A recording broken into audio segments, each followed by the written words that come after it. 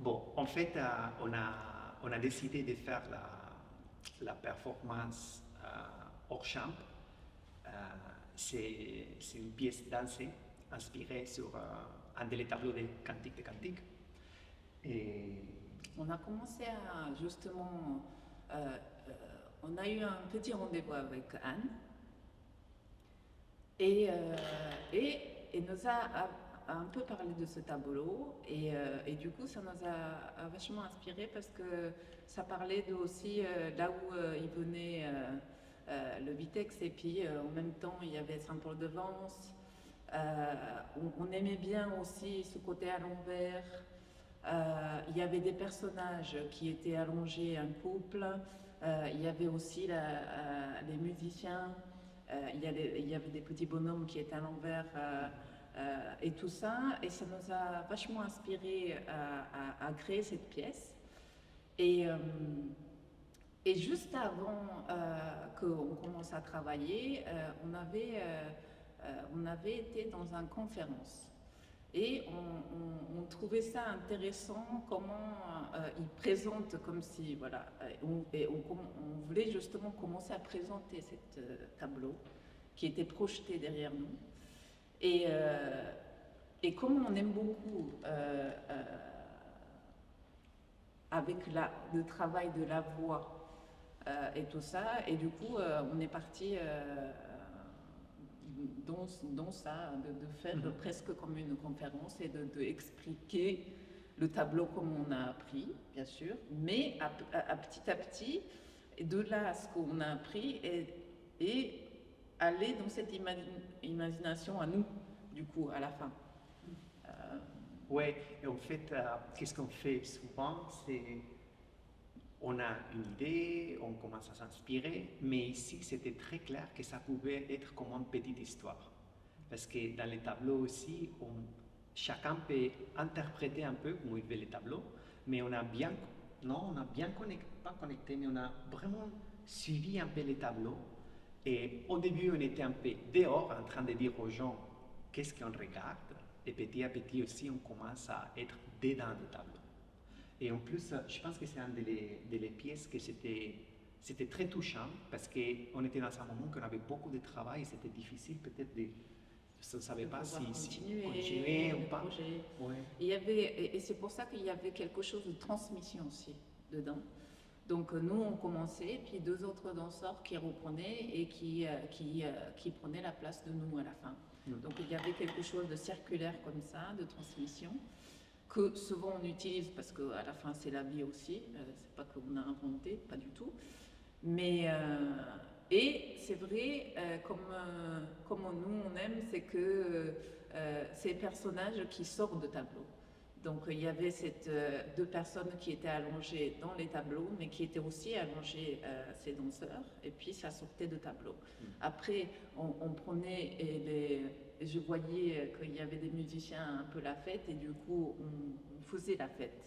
Et puis tout ça, et qui fait, c'est comme si voilà, on sortait de tableau et on revenait, et puis c'était qu'est-ce que c'est finalement la réalité. Et en fait, ça une chose qui m'a apporté cette performance au concret, et c'était un peu la base aussi de quand on avait créé par rapport à la conférence, c'est que dans la conférence, beaucoup de fois, on dit qu'est-ce qu'on pense que c'était, ou qu'est-ce que c'est. Mais là, dans cette pièce, on faisait aussi une recherche par rapport, on dit ça, mais vous pouvez petit à petit dans la pièce ressentir des choses différentes. Chacun peut ressentir le tableau d'une façon différente. Et ça, par rapport aux procès créatifs dans ces dernières années avec les musées, c'est quelque chose de fondamental de continuer à s'adapter, évoluer et d'écouter un peu les moments présents. Je pense que dans Hors-Champ, c'est une des choses aussi que c'était très caractéristique. Après, ça fait longtemps qu'on travaille ensemble, on se connaît tellement bien que c'est vrai que c'est toujours agréable et puis toujours avec la joie aussi comme ces tableaux de créer avec Azière et puis donc voilà, je pense qu'il y a toujours un peu le côté humeur et la joie qu'on a aussi Et puis, il y a toujours un petit message qui est assez touchant parce qu'il y a aussi, comme on a dit, dans cette salle, il y a quelque chose de spirituel. Donc, il y a un moment où ça doit aller là parce que ces tableaux, aussi, il y a ça dedans. Donc, on peut pas ignorer, on ne peut pas... Qu'est-ce qu'il faut dire? Non, c'était par rapport à ça, c'était qu'est-ce qu'il nous apportait aussi. Mais je pense qu'on a fait un petit résumé de ça qui nous apportait la pièce en concret.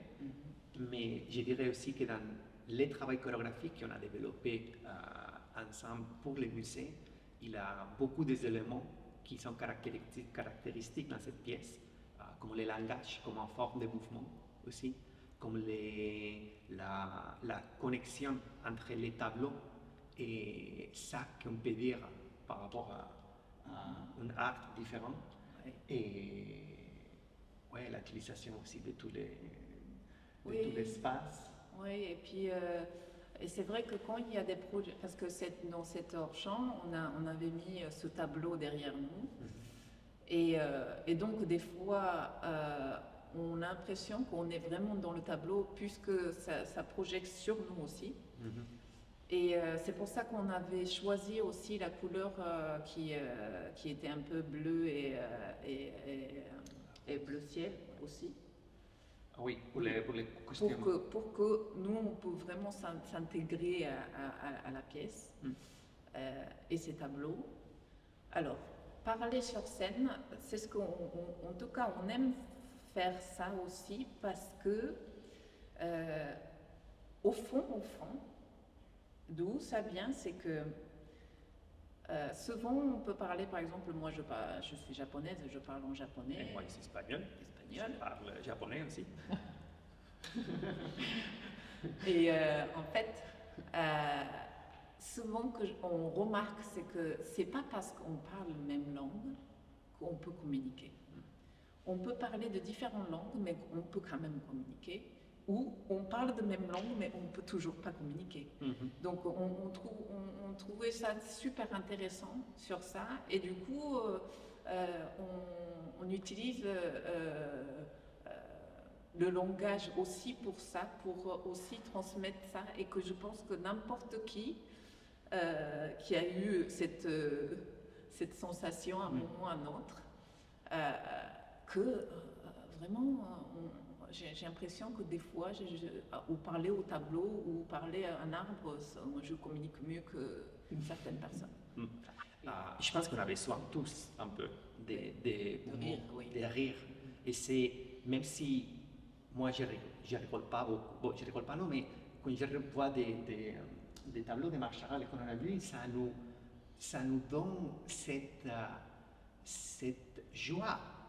Et on voulait passer cette joie aussi, et de les faire, et de les pas faire très très sérieux, très un peu, tu sais, réflectif, de les donner un peu de légèreté. Oui, parce que je pense que dans la vie, oui, je pense qu'on a besoin aussi d'un peu de légèreté, un peu la joie, surtout voilà, pour partager plein d'émotions différentes, mais je pense que c'est nécessaire aussi pour vivre. Donc, on utilise aussi cet langage. Et ce qui est intéressant, c'est que quand on parle, bah, du coup, le corps, il exprime vraiment aussi. Parce que des fois, quand ça arrive, que si on fait juste des mouvements, mais qu'on ne pense pas ce qu'on a envie de transmettre, et bah, du coup, c'est moins intéressant. Mais quand on parle, et bah, du coup, le corps, il parle aussi.